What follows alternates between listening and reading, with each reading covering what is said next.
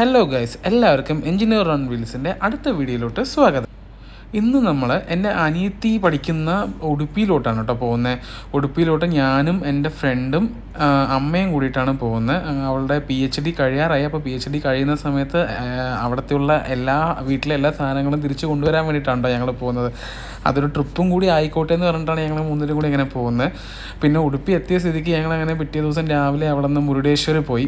മുരുടേശ്വര അമ്പലം ശിവൻ്റെ വലിയ പ്രതിഷ്ഠയുള്ള ഒരു അമ്പലമാണ്. ഭയങ്കര വെയിലത്താണ് കേട്ടോ മുരുടേശ്വരം എത്തിയത്. അതിൻ്റെ ക്ഷീണം എല്ലാവരുടെ മുഖത്തും ഉണ്ട്, പ്രത്യേകിച്ച് എൻ്റെയും കൂട്ടുകാരൻ്റെയും മുഖത്ത്. കാരണം എന്താണെന്ന് വെച്ച് കഴിഞ്ഞാൽ ഞങ്ങൾ ആ ഒരു ദിവസം ഫുള്ള് ഉറക്കം ഒഴിച്ച് ഡ്രൈവ് ചെയ്തിട്ടാണ് അവിടെ എത്തിയത്. അതിനുശേഷം പിറ്റേ ദിവസം രാവിലെ തന്നെ മുരുടേശ്വരം പോയി. അങ്ങനെ ഇത് ഫുഡ് കഴിക്കാതിരിക്കാം കേട്ടോ, അന്നദാനം. ഓൾമോസ്റ്റ് ഫുഡ് കഴിയാറായ സമയത്താണ് ഞങ്ങൾ എത്തിയത്, എന്നാലും കിട്ടിയിട്ടോ.